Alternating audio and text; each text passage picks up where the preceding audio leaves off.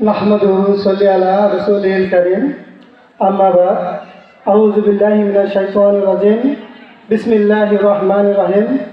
সম্মানিত উপস্থিতি, বাংলাদেশ জামায়াতে ইসলামীর ৪ নং নকশাসী ইউনিয়নের শাখার উদ্যোগে ইফতার মাহফিলের প্রধান অতিথি হিসাবে উপস্থিত থাকবেন শহীদি কাফেলা বাংলাদেশ জামায়াতে ইসলামীর টাঙ্গাইল জেলা সেক্রেটারি এবং গোপালপুর বহপুরের বাংলাদেশ জামায়াতে ইসলামীর সংসদ সদস্য মনোনীত প্রার্থী জনাব মাওলানা হুমায়ুন কবির। আরও বিশেষ অতিথি হিসেবে উপস্থিত থাকবেন শহীদি কাফেলা বাংলাদেশ জামায়াতে ইসলামীর গোপালপুর উপজেলা আমির অধ্যক্ষ হাজী রহমান তালুকদার।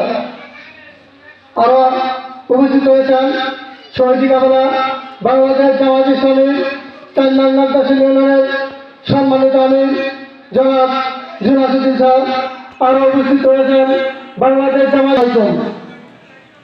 আল্লাহ তাআলা সূরা বাকারার ৮৩ নম্বর আয়াতে আল্লাহ তাআলা বলেছেন, ইয়া আইয়ুহাল্লাযীনা আমানু কুতিবা আলাইকুমুস সিয়ামু কামা কুতিবা আলাল্লাযীনা মিন ক্বাবলিকুম। হে ঈমানদারগণ, তোমাদের উপর রোজা ফরজ করা হয়েছে যেমন ফরজ করা হয়েছিল তোমাদের পূর্ববর্তীদের উপর, যেন তোমরা তাকওয়া অর্জন করতে পারো। মাহে রমজান মাস তাকওয়া অর্জন করার মাস। মাহে রমজান মাস হচ্ছে আত্মশুদ্ধির মাস।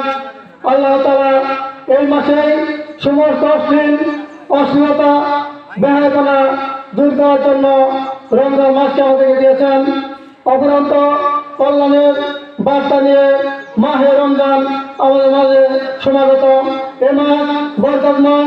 এই মাসে মানব জাতি হৃদয়ের জন্য মহাগ্রন্থ আল কোরআন আমাদের মাঝে আল্লাহ তাআলা নাযিল করেছেন। এই মাসে আমাদের আত্মগঠন, আত্মশুদ্ধি, আত্মসংযম, সুরামন্দিরার প্রশিক্ষণের মাস। এই মাসে প্রতি মুসলিমের জন্য মহান আল্লাহর পক্ষ থেকে বিশেষ কিয়ামত। এই মাসে আমাদের বেশি বেশি কোরআন পাঠ করতে হবে, হাদিস পাঠ করতে হবে, মানুষের কাছে দাওয়াত পৌঁছে দিতে হবে।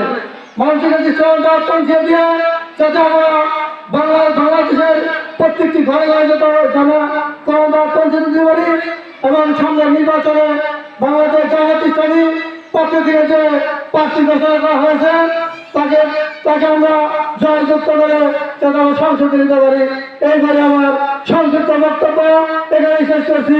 ওয়া আখিরু দাওয়ানা আলহামদুলিল্লাহি রাব্বিল আলামিন।